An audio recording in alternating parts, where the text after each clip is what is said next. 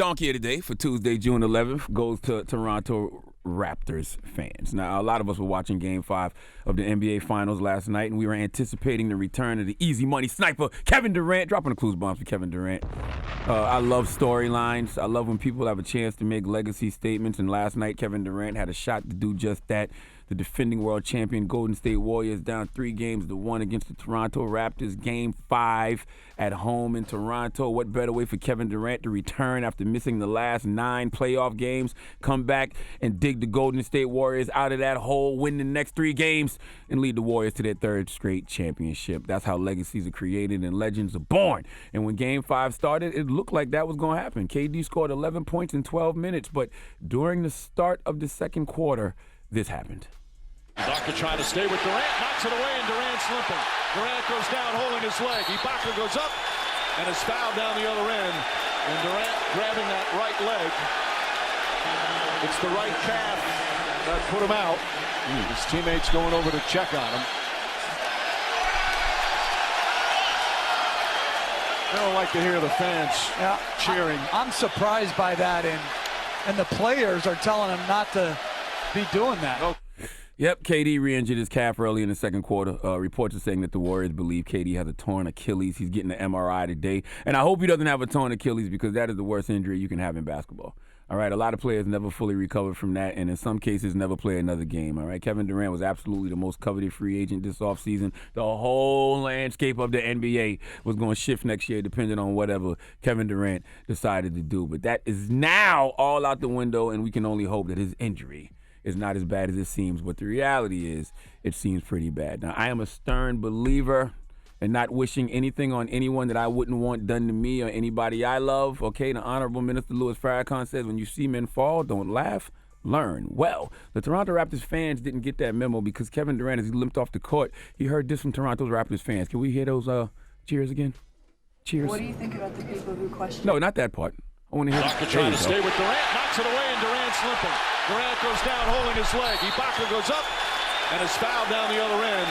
And Durant grabbing that right leg. It's the right calf that put him out. His teammates going over to check on him. Why are y'all cheering? Why? I don't like to hear the fans cheering. Why? I'm surprised by that. Like, why? Why are y'all cheering? Huh, Raptors fans? Like, here's the thing. I know you want to win a championship, but you should not cheer for another player's misfortune because you have 12 players on your team as well. And they all have Achilles, too, and other body parts that could easily be injured. How quiet would Jurassic Park get if, God forbid, my cancer brethren, who I share the same born day with, Kawhi Leonard, tears an Achilles at the start of Game 6. Do you think for 1 second that it could not happen to your star player? That's why you shouldn't cheer or laugh. You should learn. Now, did you hear what DeMarcus Cousins had to say about it? He's a man who learned about Achilles injuries firsthand because he's had one. All right, and it's good to see him back on the court this year, but he's still not the DeMarcus Cousins he used to be, and I'm sure there were a lot of people who are happy he got hurt, and there was a lot of opposition who cheered his fall too. But listen to what he had to say about the Raptors fans. What do you think about the people who question KD's heart and how long it was taking him to return? Them. Some of the fans cheering when he went down. Trashy. So trashy. It's always about what we can do between those lines. That's it. That's all that ever matters. And then once we lash out and do human-type things, then we consider bad guys. Look, man.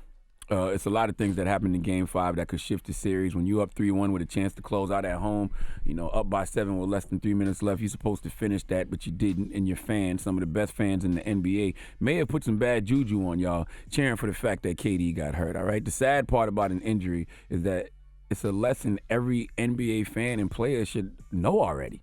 Because an injury can happen to anyone at any given time. Don't laugh, learn. I don't know why I keep quoting the Honorable Minister Louis Farrakhan when I can just let you hear it from him himself. This is a teachable moment. Listen. You see men fall, don't laugh. Learn. Because you're on your way up. And the things that tempt people to fall, you and I are not free from that temptation, nor from the weakness that will cause us to stumble and fall. When you laugh at somebody else's fall, white or black, rich or poor, your enemy or your friend, you're laughing and opening a way for your own demise when you do that. Because to laugh and not learn, to make mockery and not to understand, is to make the same mistake yourself. Raptors fans, don't laugh at some other players' misfortunes, because if one of the Raptors star players or superstar players, Kawhi Leonard, gets hurt in Game 6, you know why.